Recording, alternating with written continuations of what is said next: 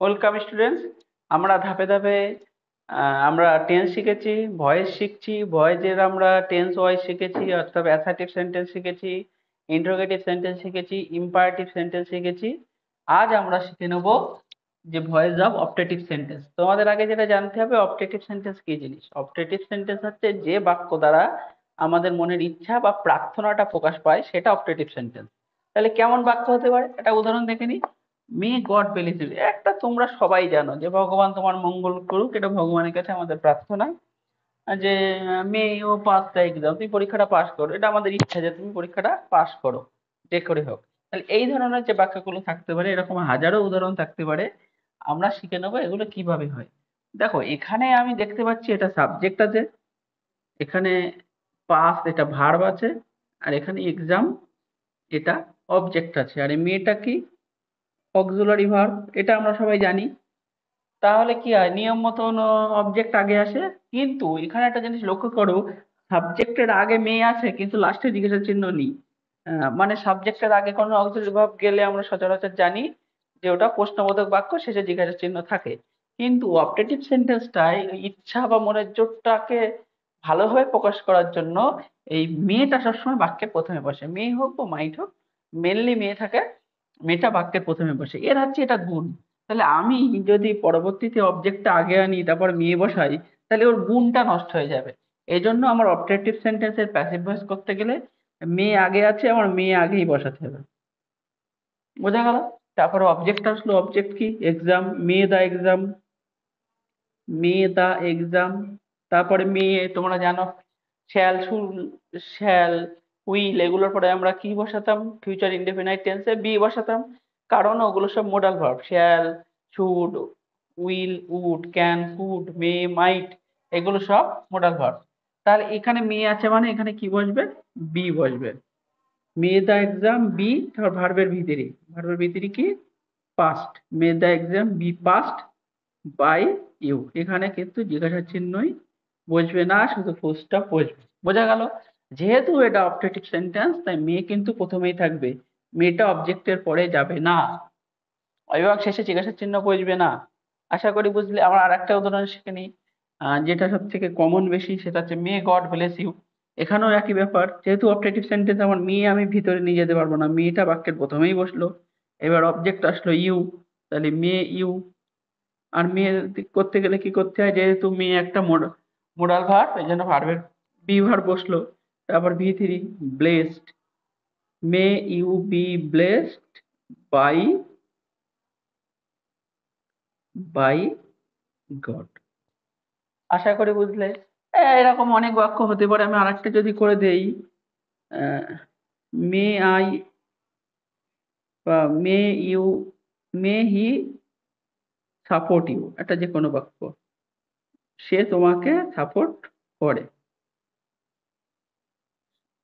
May he support হার, একটা যে কোনো বাক্য হতে পারে, সে তোমাকে সাপোর্ট করে। তাহলে এই ধরনের বাক্য সেই একইভাবে মেয়ে প্রথমে বসবে, তারপরে অবজেক্ট বসবে, হার অবজেক্ট আছে, এখানে আসলে হয়ে যাবে সি। তাহলে মে সি বি সাপোর্টেড। আশা করি তোমরা পারছো, আমার আগে আগেই বলে দিতে পারছো, মে সে বি সাপোর্টেড বাই হিম। তাহলে এখানে আমরা একটু সহজে দেখে নিই এর গঠন কেমন হবে। এর অ্যাক্টিভ ভয়েসের গঠন কেমন হচ্ছে, প্রথমে মেয়ে বসছে, তারপরে সাবজেক্ট বসছে, তারপরে ভার্ব বসছে, তারপরে অবজেক্ট বসছে। প্যাসিভ ভয়েসে আমাদের গঠন কি হবে, ওই মেয়েটা প্রথমেই বসবে, তারপরে অবজেক্ট বসবে, তারপরে বি বসবে, তারপরে ভি থ্রি বসবে, ভি থ্রি বসবে, তারপরে বাই প্লাস সাবজেক্ট। আশা করি বোঝা গেল। এই গঠনটা তোমরা লিখে নিতে পারো যদি তোমরা ডায়েরি মেনটেন করো। অ্যাক্টিভ ভয়েসে কি থাকছে, may plus subject plus verb plus object.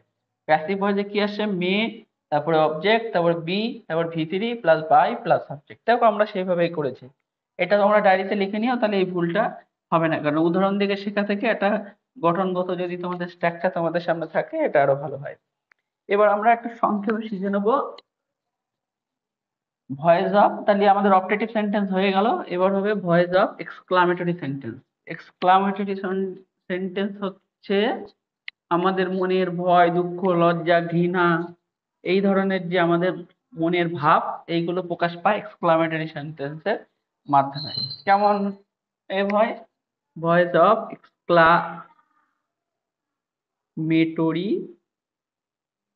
Sentence. Exclamatory সেন্টেন্সকে আমি বললাম আমাদের মনের দুঃখ, ভয়, রাগ, ঘৃণা, লজ্জা, অসন্তোষ, এই ধরনের যে আমাদের অভিব্যক্তি মনের, এইগুলো প্রকাশ পায় এক্সক্লামেটরি সেন্টেন্সের সাথে। এগুলো কেমন হয়? এলাস, লাঠি ফোটা, she has killed a snake, এরকম ধরনের একটা বাক্য, ফুল স্টপ। এখানে যেহেতু আমরা এটাকে লাঠি ফোঁটা বলি, এটা ভালো লাগে, তাই অ্যাকচুয়ালি এটা হচ্ছে এক্সক্লামেটরি মার্ক। এটা হচ্ছে এক্সক্লামেটরি মার্ক, লাঠি ফোঁটা, যা বিস্ময়সূচক চিহ্ন বাংলায় বলে। এটা এখানে বসতে পারে, বাক্যের শেষে বসে। যদি এলাস কোনো একটা এক্সক্লামেটরি একটা এগুলো ওয়ার্ড বলে, এক্সক্লামেটরি ওয়ার্ড, এলাস, হুড়ে, হাও, হ্যালো, এই ধরনের বাক্যগুলো যদি ওয়ার্ডগুলো যদি বসে, তারপরে এক্সক্লামেটরি মার্কটা বসবে এবং বাক্যের শেষে ফুল স্টপ হলো। দেখো এই একটা বাক্য। তারপরে ধরো হুড়ে, আমি আরেকটা উদাহরণ দিই, সহজে বুঝবে।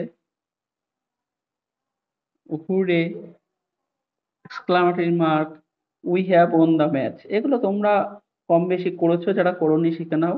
We have won the match, আমরা ম্যাচ জিতে গেছি।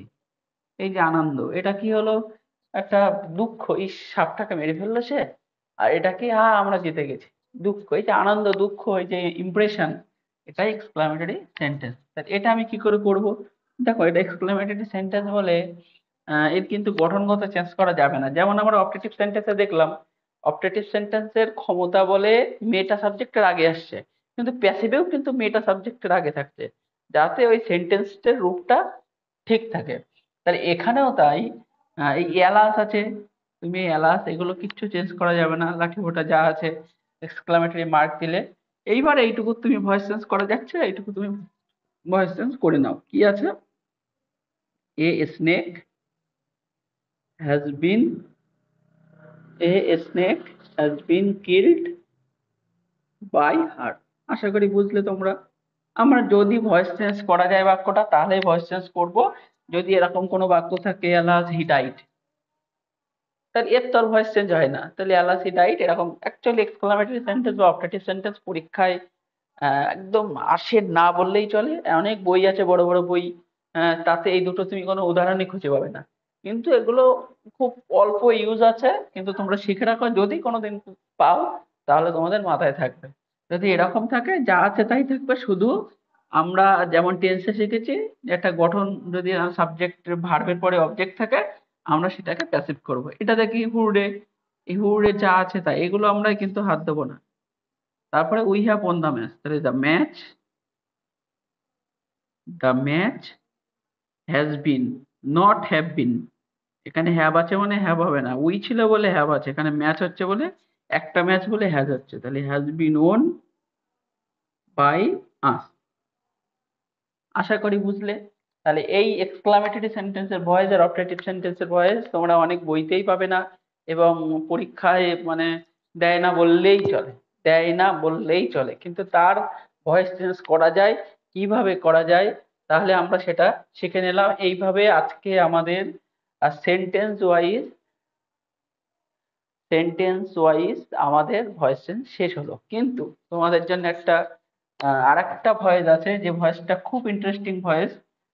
যারা ভয়েস চেঞ্জ শিখেছে বা শিখছে, তারা ওই ভয়েসটা খুব মনের ইচ্ছায় করতে চায় এবং ওটাও খুব ভালোবাসে। সেই ভয়েসটার নাম হচ্ছে quasi passive voice, Q quasi, PASSIVE, quasi passive voice. Quasi passive মানে পুরোটা প্যাসিভ না, কিছুটা প্যাসিভ, কোয়াসি প্যাসিভ এরকম। এই জন্য কোয়াসি প্যাসিভ ভয়েস বলা হয়। এই কোয়াসি প্যাসিভ ভয়েস কখন হয়, কি করে বুঝবো? যখন যখন কোনো বাক্যে ভার্বের পরে অবজেক্ট না থেকে কোনো অ্যাডজেক্টিভ থাকবে। এইটা পয়েন্ট টু বি নোটেড, এইটা তোমরা খাতায় বা ডায়েরিতে লিখে নাও। কোন বাক্যে একটা মনে হলো ভয়েস করতে দিয়েছে, সেই বাক্যে যখন তুমি দেখবে যে একটা ভার্বের পরে কোনো একটা সাবজেক্ট রয়েছে মনে করো, সাবজেক্ট রয়েছে, ভার্ব রয়েছে, কিন্তু ভার্বের পরে অবজেক্ট না থেকে যদি অ্যাডজেক্টিভ থাকে তাহলে হবে কোয়াসি প্যাসিভ ভয়েস। একটা এক্সাম্পল দেখি, হানি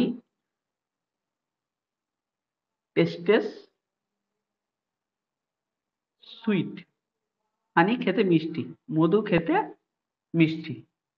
এখানে দেখো, এইটা সাবজেক্ট, এটা ভার্ব, আর এটা কিন্তু অবজেক্ট নাই। সুইট কি অ্যাডজেক্টিভ। তোমরা জানো আমরা কিন্তু প্রথম থেকে, যারা প্রথম প্রথম ভিডিওটা দেখছো তারা আগের ভিডিও দেখবে, আমরা একদম বেসিক থেকে আমরা কিন্তু শেখা শুরু করেছিলাম ইংলিশ গ্রামার। যারা একদম কোনোদিন গ্রামার শেখেনি তারাও শিখতে পারবে যদি তারা প্রথম থেকে আমাদের এই ভিডিওগুলো পরপর দেখে।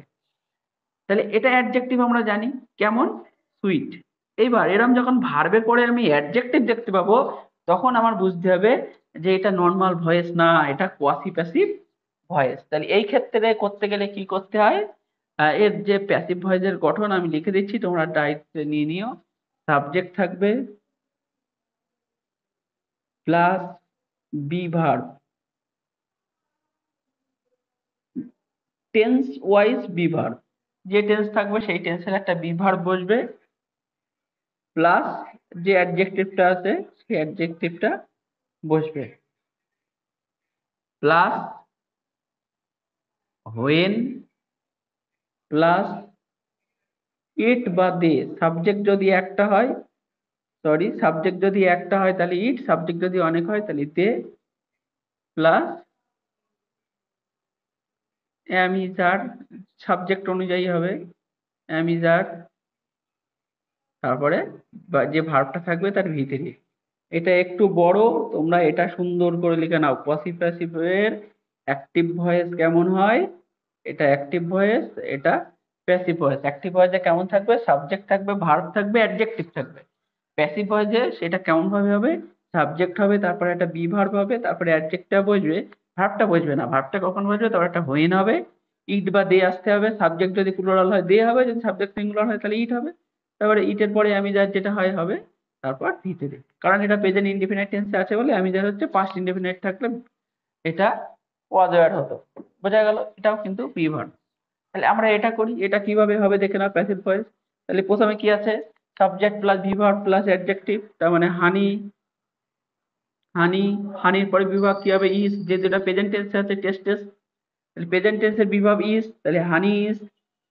তারপরে সুইট, তারপরে দেখো লেখা আছে হোয়েন, তারপরে কি লেখা আছে ইট বা দে, তারপরে অ্যামিজার ভিতরি। তাহলে হোয়েন ইট হবে, হানি তো প্লুরাল না, অতএব ইট হবে, ইটের পরে ইজ হয়, তারপরে ভার্বের ভিতরি। এখানে টেস্টেস আছে, তাহলে এটা হবে, সরি, টিএস টিডি, টেস্টেড। তাহলে পুরোটা কি হলো, হানি is sweet when it is tasted. এটা কিন্তু পরীক্ষায় আসে, বহুবার এসছে, এবং অনেকেই কিন্তু এটা শিখেনি, বা যারা শিখেছে তারা এটা খুব পছন্দ করে এবং ভুলও করে। অনেক সময় অ্যাডজেক্টিভটা চিনতে পারে না বলেই ওরা কি করে দেয়, honey tasted sweet, sweet is tasted by honey. কিন্তু দেখতে হবে এটা নট এ অবজেক্ট, এটা অ্যাডজেক্টিভ। বোঝা গেল। আর একটা উদাহরণ দেই, যে রোজ লুকস রেড, মানে রোজ মানে তোমরা জানো গোলাপ, গোলাপটা লাল দেখতে। তাহলে এটাও একইভাবে করব, গঠনটা দেখে নাও, একদম মনের মধ্যে ঢুকিয়ে নাও। Subject plus verb plus adjective plus when it is ভিতরি, একদম ব্রেনের মধ্যে ঢুকিয়ে নাও। তাহলে আমরা এটাও তাই করব, এটা তোমরা ডায়েরিতে লিখে নেবে, তাহলে তোমাদের সমস্যাটা হবে না। তাহলে rose is red when it is, এই ভার্বের ভিতরে কি হবে, লুক। এরকম হাজারো উদাহরণ আছে। আমরা মোটামুটি প্যাসিভ ভয়েসের শিখলাম, আমাদের আর অল্প একটু ভয়েসের বাকি আছে, কিন্তু ওটা আমরা এখন শেখাবো না। সেটা হচ্ছে ইনফিনিটিভের ভয়েস এবং জেরান্ডিয়াল ভয়েস। এটা একটু টাফ, তোমরা এটা নিয়ে প্র্যাকটিস চলবে। পরবর্তী ভিডিওগুলোতে আমরা কিছু গ্রামারের কিছু এর এক্সাম্পলের সেট দেবো, 5-7টা করে সেট আগের থেকে ইউটিউবে পোস্ট থাকবে। সেই সেটগুলো তোমরা বাড়ি যারা প্র্যাকটিস করছো, অন্তত যে কজন দেখছো তারা করবে, এবং সেইগুলোর কোশ্চেন অ্যান্সার একটা সেশন থাকবে। এবং সেশনের একদম শেষের দিকে আমরা আহ, এই ভয়েসের যে অংশটা বাকি থাকছে, জেরান্ডিয়াল ভয়েস বা আমাদের ইনফিনিটিভের ভয়েস যে অংশ একটু সামান্য একটু বাকি থাকছে সেটা আমরা শিখে নেবো। আশা করি ভালো লাগছে। ভালো থাকলে সাবস্ক্রাইব করো, বন্ধুদের সঙ্গে শেয়ার করো, বিশেষ করে যারা আনপ্রিভিলেজ স্টুডেন্ট, যারা মাস্টার নিতে পারে না আলাদা, যারা ভালো করে গ্রামার শিখতে পারছো না তাদের সঙ্গে শেয়ার করো। প্রথম থেকে যদি ভিডিওগুলো দেখা যায় একদম বেসিক থেকে, তারা কিন্তু সহজেই গ্রামার শিখতে পারবে। সমস্যা হলে ডেসক্রিপশনে আমাদের দেখবে হোয়াটসঅ্যাপ বা টেলিগ্রাম চ্যানেলে লিংক দেওয়া থাকবে, সেই লিংকে তোমরা জয়েন হও। তোমাদের সমস্যা হলে আমাদের জানাও, আমরা সবসময় তোমাদের সাথে আছি। ভালো থেকো, আবার দেখা হবে পরের ভিডিওতে।